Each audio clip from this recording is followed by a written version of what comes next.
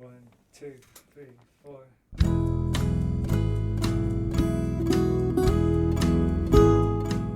Hello, you're listening to the SKYLIT Books podcast series. We are a general interest independent bookstore located in the Los Feliz neighborhood of Los Angeles, California. This year, because of the coronavirus pandemic, we've had to close our store and cancel in-person events. But SKYLIT is your neighborhood bookstore, and we are finding ways to create community even while we're far apart. In the coming weeks, we'll be putting out lots of new audio content to help you discover new books, connect with authors, and check in with your favorite booksellers. To learn more about how you can help keep SKYLIT alive, please visit our website at skylitbooks.com or check out our social media accounts on Twitter and Instagram. You can subscribe to the podcast on Podbean, iTunes, and Spotify. Thank you for listening and enjoy.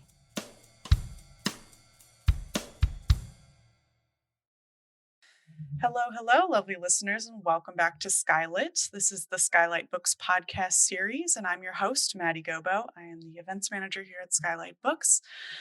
Just so you all know, we have a brand new website, skylitbooks.com. It looks really nice. It's very much more legible than it once was, so we invite you to check that out.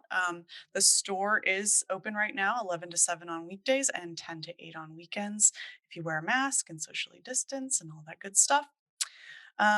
So today we are going to be talking poetry. I love a poetry episode, and I'm just delighted to be talking about this very spooky and beautiful book of poems. So our author today is Hoahwah, and he's the author of Ancestral Demon of a Grieving Bride, which is out now from University of New Mexico Press. So Ancestral Demon of a Grieving Bride is fractured storytelling for a fractured world. It draws readers into a world that appears eerily familiar, but it's unsettling as well. Fierce, visceral, sometimes funny, and wholly original, Hoahwah's poems will linger in a reader's dreams long after she's closed the book. And a bit about our poet today. Hoahwah is the author of Velroy and the Mattachai Mafia poems and the chapbook Night Cradle. He is Yapaituka Comanche and Southern Arapaho. Welcome to the program. I'm so happy to have you here.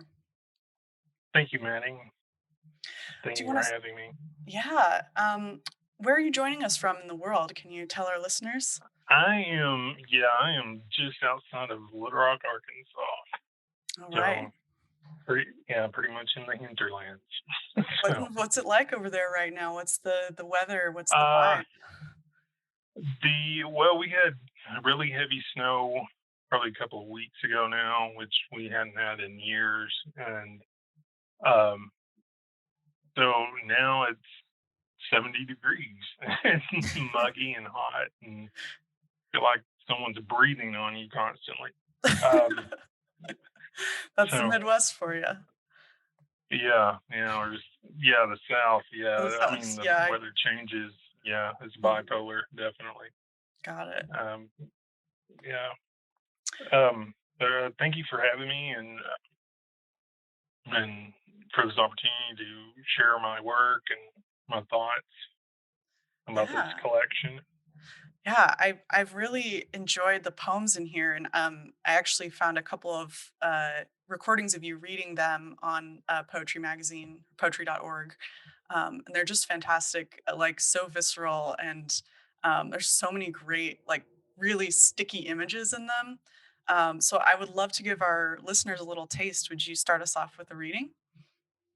Sure. I'm going to read the poem. It's from the collection. It's entitled Mourners, and I'll just go ahead and read it. All right. Mourners. The sister breaks the blade, cutting another's hair. Their brother killed by a jealous husband. Tonight, a flood of calf birth sweeps in from the wildlife refuge. At the supper table, one with 6 fingers passes out plastic spoons. Another sister seasons the corn soup with gunpowder. Rolling up a pack of cigarettes in a short sleeve of moonlight, doctoring myself until I hear a stray bark. A dead brother hums a 49 song. Next morning, sunken, reddish, muddy sun, climbs on clay, bone, stone, and a few fresh obituaries. One mourner wades out in the middle of starlings, rum chata, and coffee. The other uses grasshopper legs to pick the family locker box at lake bottom. The dead brother gives voice inside the throat of a stray. For the locker box, one mourner writes down family genealogy. The other writes about the ancestral demon. Dead brother hides from the others and burns their manuscripts one by one. I become the patron saint of empty tables. After the funeral, everything is dozing, abandoned. The only sound, the younger sister walking off to drink with a stranger where snakes and honeysuckle intertwine. That poem is obviously about the process of mourning. Um, and that's, I guess, a reflection of my own um, process of mourning, I guess, as if I was trying to illustrate a picture book, I guess. I had this past decade, a lot of family deaths, and just going through that and just trying to sum up that one decade, I guess. And that's what that poem's uh, hinging upon, I guess. So this poem uses the titular phrase, the ancestral demon. Can you Mhm. unpack that a little bit? Like, who is this Um, demon? the ancestral demon, it's demon's such an iconic imagery through literature, throughout the world. But for me, it can not only contain that image of, horns or bifurcated tail or, or pitchfork, but also like ancestral demon in the terms of what we inherit from our family. Mm. Um, the not only the good, but also the complex, not necessarily bad or evil, but the complex and unsettledness of our roots and our family and family issues and what people carry that with them throughout their life. Some people can manage it and some people cannot. So that's what that refers to, I guess. Mm. I think it's such a good phrase for this collection because um, so many of your poems strike me as bringing the otherworldly very close. That Yes, there is this thinning of the veil, and that these things that we see as supernatural are really very much a part of our natural and familiar world. exactly. Yes. Yes, and that's what I'm glad to hear that. That's what I was trying to shoot for as well. Is um, all of us to a point or another, we kind of fluctuate, you know, with and not only this world and the other world, but with the roles we have we have through our lives, like spouse, coworker, employee, um, that as well.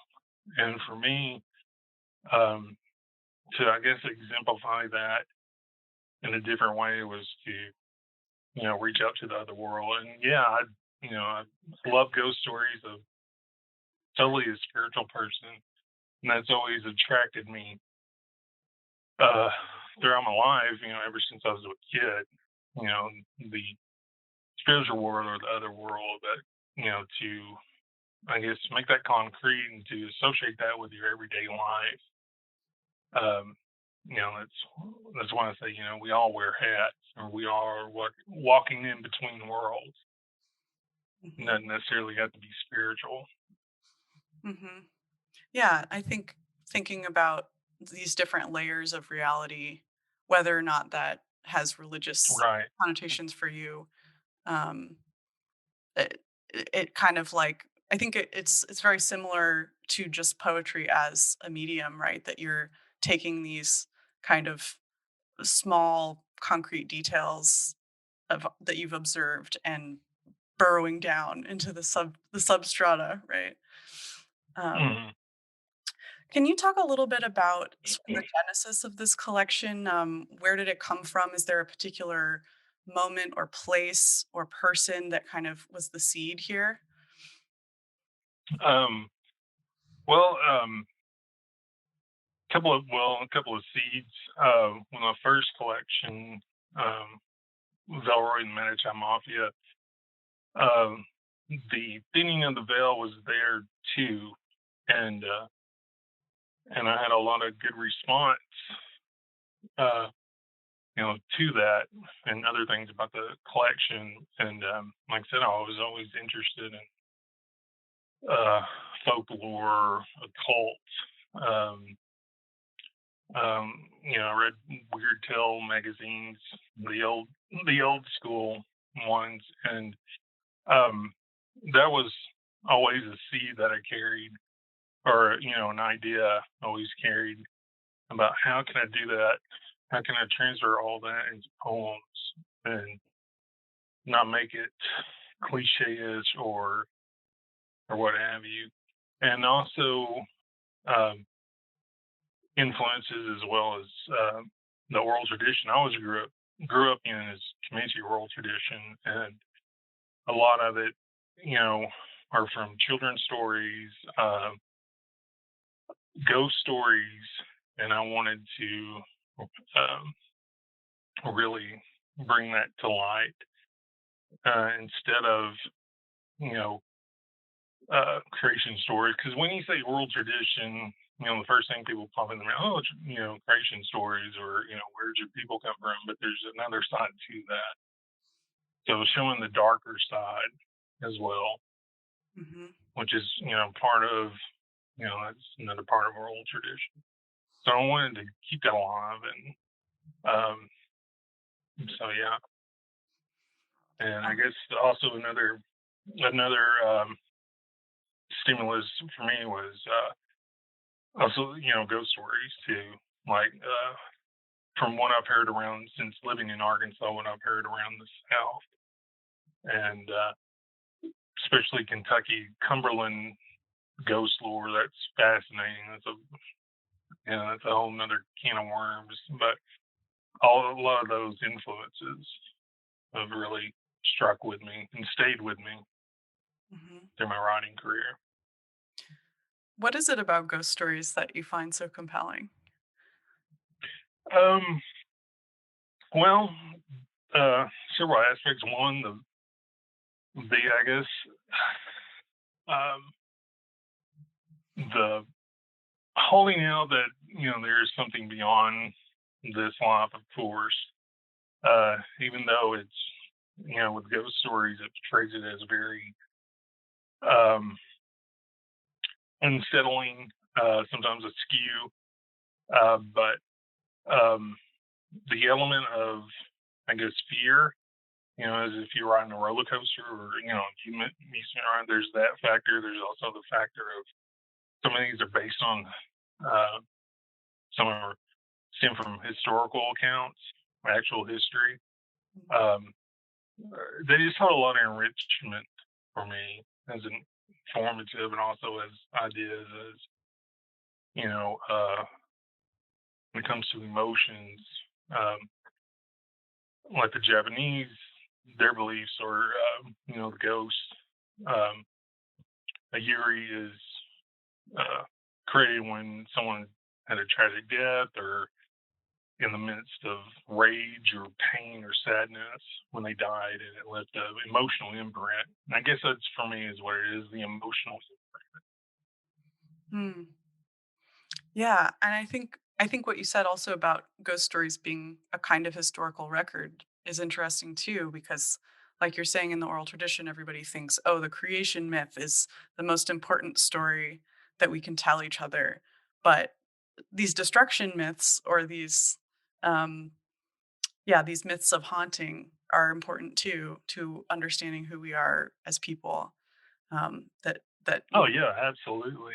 Yeah, Yeah. it's not all constructive, like the human Yeah. Well, I has mean, these it shows, cycles. some ghost stories, the children's stories especially, they kind of reinforce um, social behavior, respecting your elders. If not, then they'll remember you when they pass on, and they'll come back to you,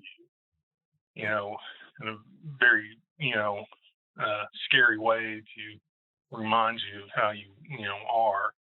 So it's basically ghost stories, I think, too, kind of display, social customs almost, you know, um, actual, cultural references, as to burial rites or um, pertaining to revenge or, um, stuff like that. Mm-hmm. Um, I wanted to bring up one of the excellent blurbs on your collection from Heidi Erdrich says that Hoahwah has perhaps invented Comanche goth. Do you agree with that? And if so, how would you define Comanche goth as a genre?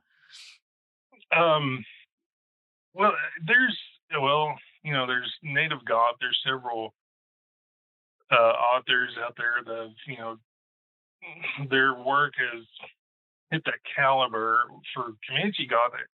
I hope I am, because to show um, particularities of Comanche oral tradition or storytelling, and to also help rejuvenate that genre from,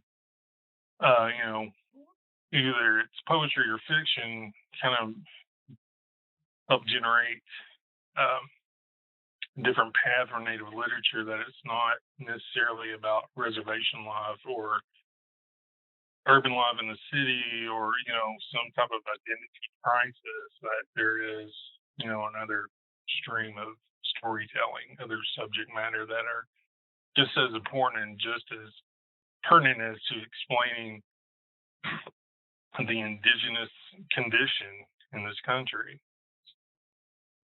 Mhm. Yeah, and I think what your poems do that's so affecting is that you use these very like I mentioned at the beginning, these very visceral images, these kind of like sense memories of a dead man's finger curling or worms crawling out of uh, a rotten food, or like there are all these images in here that um, are very like you see them. There's like a cinematic quality that doesn't feel like it's the sweeping, epic thing. It's like you are being dropped right into this very specific moment, this very specific sensory experience. And that's what is really chilling. Like you really feel them in your body. Y- Yeah, it's like I have have this phrase in my other collection, Delroy Manisha Mafia. It's like, you know, when someone gets attacked by a werewolf, okay, it's like that is a hideous thing to experience, getting attacked by, a werewolf. But what's more scarier is that we are living in a reality where that can happen. And that's more scary to me, because then there's open up to a lot of possibilities. Whatever can happen. And that's what I try to, incorporate. Like, um, the world is still unexpected, so watch out, but also take it in, because you'll learn, it's a life lesson, as it'll make you stronger for the next tribulation in your life. Hmm. Yeah, the And like, poems are bracing. yeah, not to sound like a therapy, life coach or anything like that. No, no, I hear you. I think the poems do like you leave the poems feeling fortified, like you're ready to fight the demon, the ancestral demon out Yeah, there. exactly. So, yeah. Who's to say if you'll win? But you've got the gumption now. Um, Can we talk a little bit more about kind of your craft and your process? Like, where do you start with each poem, and like, is there kind of a natural progression of how it develops, or is each poem kind of different for you in your process? Well, I get out a Ouija board, and I'm just kidding. No, I don't get out a Ouija board. I'll like have an idea. I'll stew around about it. For example, there's a poem in this collection, Ancestral Demon. It's entitled Paniola, and it's originally a song written by uh, Lucinda Williams. And I love her songwriting. I love her.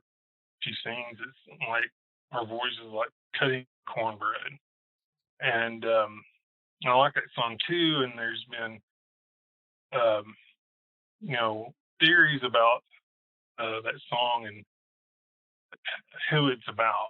And so I ran with that idea, and so I'll do stuff like that, or I'll read something very peculiar, and it'll noodle around in my head for a couple of days until something comes out. I'm not a writer that gets up every morning. Hey, it's 5 o'clock in the morning, time to write.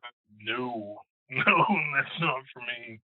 I just wait around until something hits me, inspiration slaps me in the face, and I have to say that I have to give um, a big hand, a big kudos to Hyde because she approached me. She solicited, and at that point, um, for her anthology, um, I was not writing at that time, pretty much giving it up because, well, life goes on. You can uh, plan your life, but living gets in the way, and that's what happened. Hmm. And my wife and I had our daughter, and raising her, and just doing the normal, uh, normal stuff living.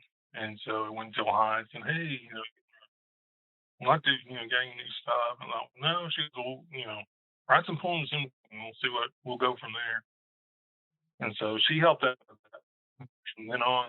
And, it's all I do in my spare time Hmm. Do you have is like write. a And Sorry to interrupt. Do you have a writing community that you share your work with, or are you kind of more of a solitary writer? kind of, kind of in Dickinson it in the attic, basically. Um, there's not well, there's a writing community in Little Rock, and I'm in this little small town Benton, and I just keep to myself. And I'll have my wife will read some, or if I'm really feeling jazz about one, send it off to a friend and see what they think. Mhm. And, yeah. Um, all right. So I want to switch gears a little bit.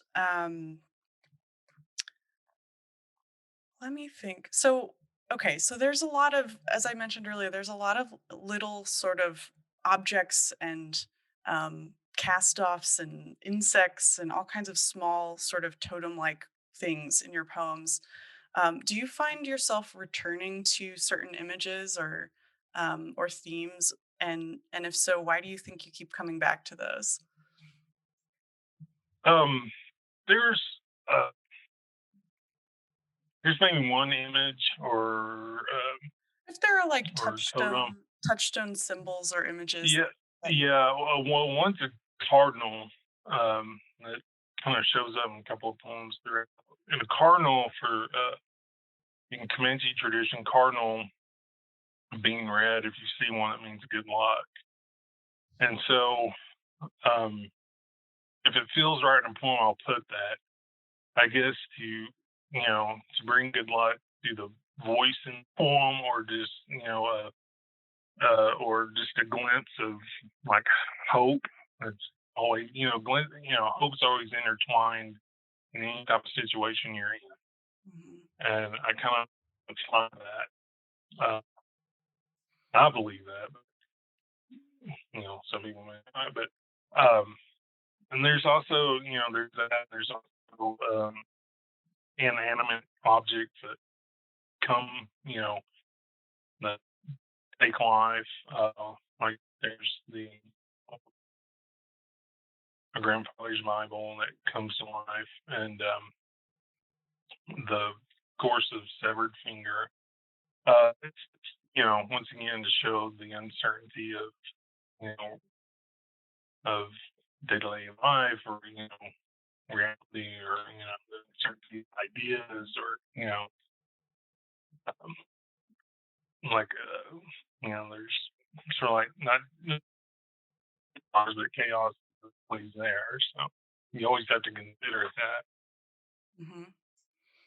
I like that. I always So like asking this question because then I get to imagine like the collage I would make of your poem. So it would be cardinal, dead finger. yeah.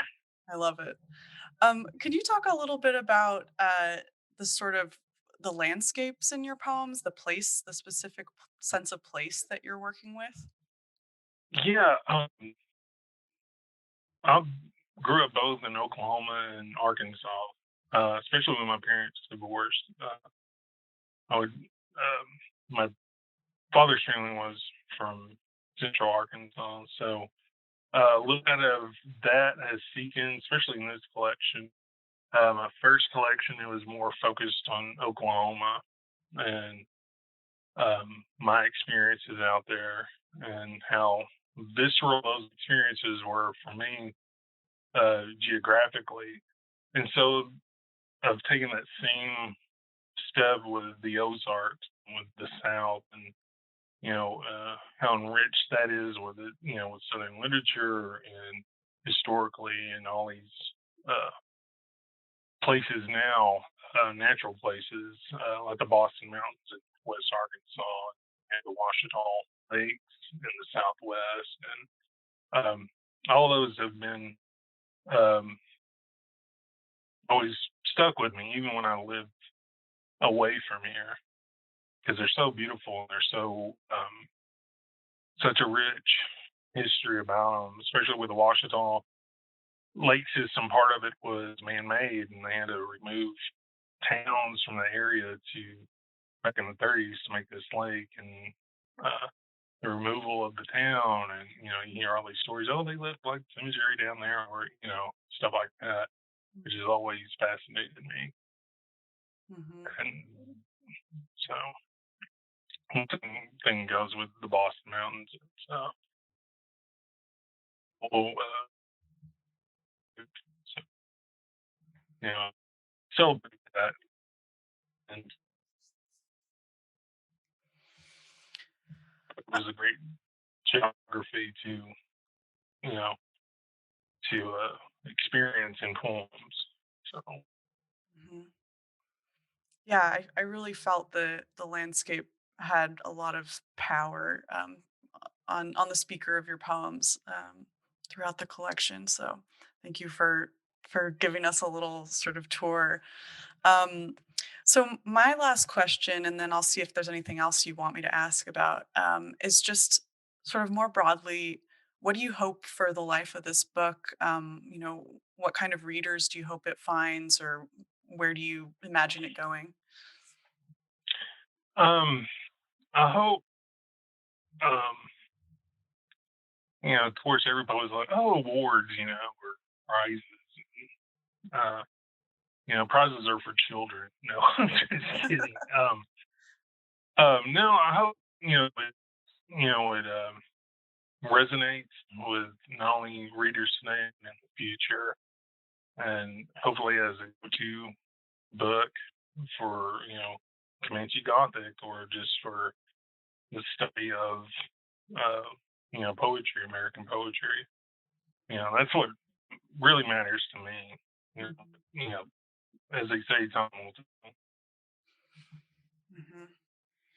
Yeah, I mean, I think these poems really are so alive in themselves, and in the land that they're set in, and in the mind of these speakers. And I hope that for the book too. Um, Yeah, well, yeah, and I forgot to say that I hope it also strikes a line between, genres in American, indigenous literature and Southern literature as well, and to kind of break that barrier. Mm-hmm. Yeah, we're huge fans of genre bending here on the Skylight podcast, so I'm all about that. Right on. Yeah. All right, so You can never go wrong. yeah, mix it all up. It's better that way. I was one of yeah. those kids that always had the suicide at the soda fountain, all the flavors. That's what I want. Exactly. So is there anything else I didn't ask you about that you want to talk about or you want to share with our listeners? Um, go out and buy the book. You'll love it. It's great reading. So Yes, I can vouch for that. I think we covered good. The cover's Good, really solid good. base. Yeah, really spooky and good. Good. All right. Well, do you want to close us out with one more poem? Sure. Thank you so much. This is thank you for having me, and like I said, sharing my work and the opportunity to share with the community out west. So. Kung Fu of being silent. It wasn't a hole, it was a howl, filled with pine needles, baby possum skulls, and homecoming. Pine trees stood in twos like pallbearers. The bark read like scripture. Sunlight tore off into self-serving sighs. The day's entry written on the rising smoke of a long procession. Driverless hearses and real wolves. Up went a tomb of antlers asked my shadow for its hide, to lay a needle on its groove, to hear its music. Beautiful. Thank you so much. Thank you. It's been fun. This has been really fun. All right, everybody. Thank you so much for listening. Our guest today was Hoahwah.